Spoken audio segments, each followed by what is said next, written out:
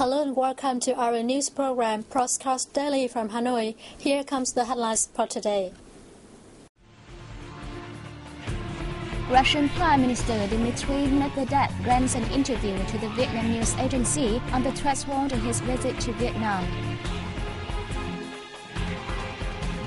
Prime Minister Nguyễn Tấn Dũng attends the 9th ASEAN Summit, which opens in Vientiane on November 5th. A conference opens in Hanoi on November 5th on the theme of collective security measures for security and safety in the Gulf of Thailand.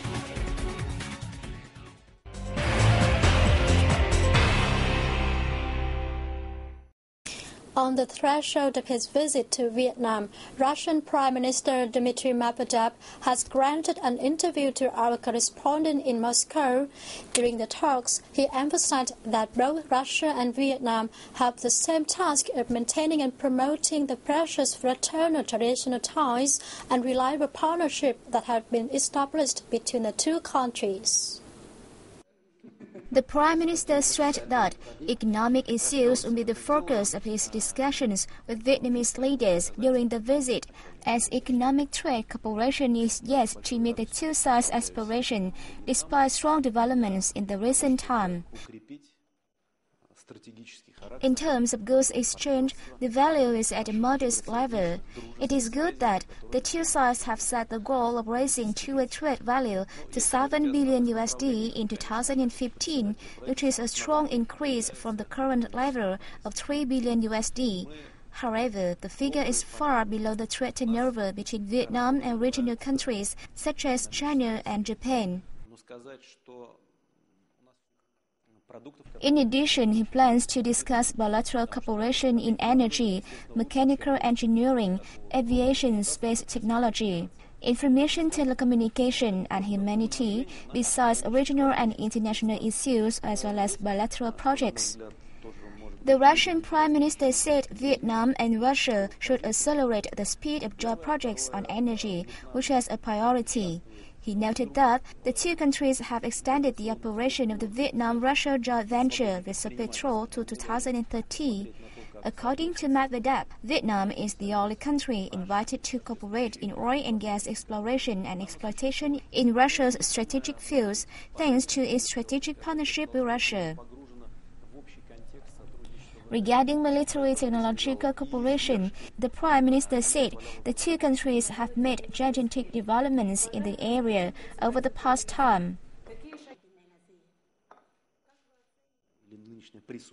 We have restored the cooperation spirit that had existed in the Soviet Union era. Russia supports the promotion of that spirit and is willing to help Vietnam in training military experts and officers, as well as in using military techniques in line with Russia's international commitments.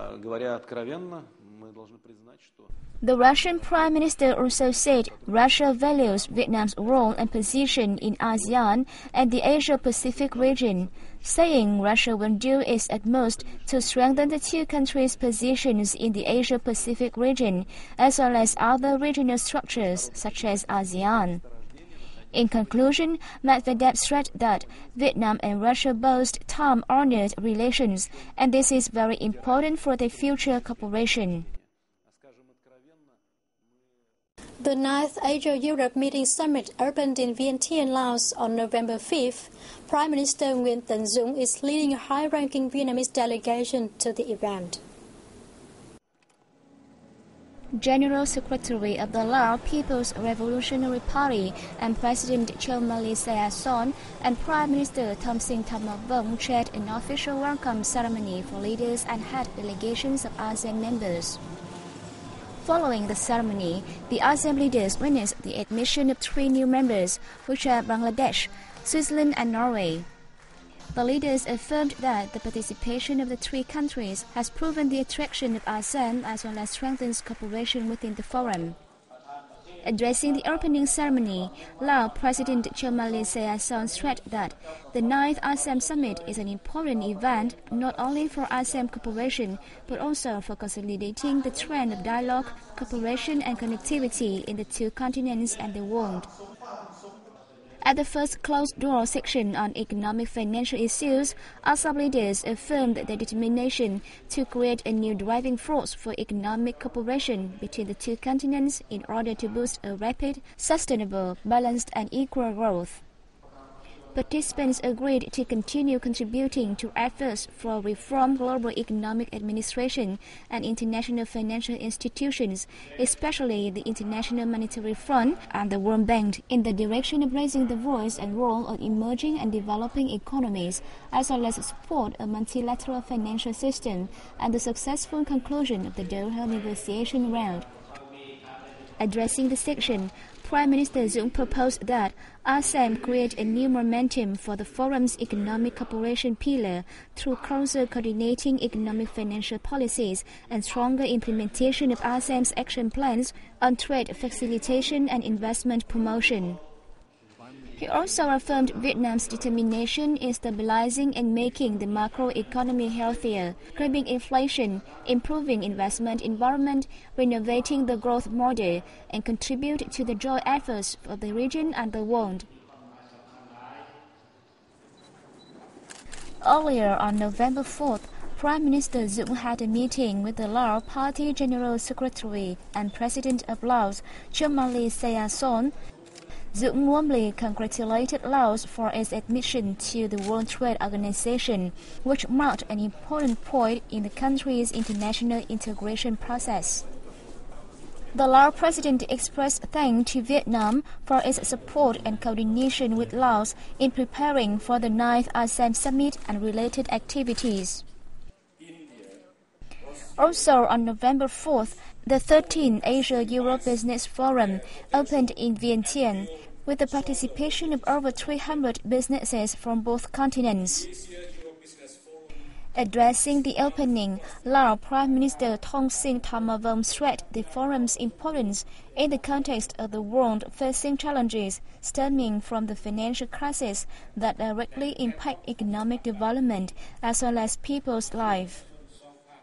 Themed Caring for the Earth for Sustainable Economic and Business in Asia and Europe, the two-day forum discussed issues of concern, including the current trend and future of economic and business ties between Asia and Europe, prospects for growth in both continents, good governance of the state and business sectors to facilitate trade and investment in the two regions, and financial access.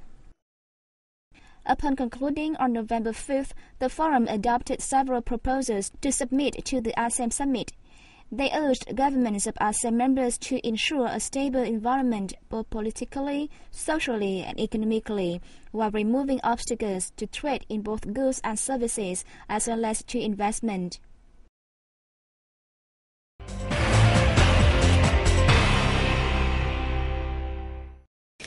Officials from Vietnam's Marine Police have called for stronger cooperation among countries around the Gulf of Thailand. They made the call at a specialist level conference, which opened in Hanoi on November 5th. The conference attracts the participation of delegates from 4 countries bordering the Gulf, which are Thailand, Cambodia, Vietnam, and Malaysia. Delegates said the workshop is held at a time when regional security faces new kinds of threats and challenges, such as piracy, terrorism, illegal immigration, and territorial disputes. The 5-day event is a platform for experts in the field and law enforcement agencies from countries around the Gulf of Thailand to exchange their views and experiences and put forward initiatives to maintain peace and security at sea, which will contribute to socio-economic development in each country concerned. Specialists and officials from Vietnam's Marine Police suggested a number of measures to boost cooperation among Gulf countries, such as information sharing, capacity building, joint training, establishing hotlines, conducting joint patrols, as well as joint search and rescue exercises. A group of Hanoi children have completed a collection of images and stories on the capital city after 3 months taking part in a community-based communication project. The collection depicts a fresh view of the city as seen from the children's angles. The legends concerning Hồ Gươm, or the Lake of the Restored Short Legend, the beauty of Long Bien's Bridge, and the daily activities of Hanoians who live by the Red River. These images were recorded by a group of secondary school students during the last summer holidays. It took us more than 3 months to do all these images and stories for this display. We divided our content into 3 topics: the charm of Hanoi, those things that are not beautiful about Hanoi, and the third is Hanoi with our dreams.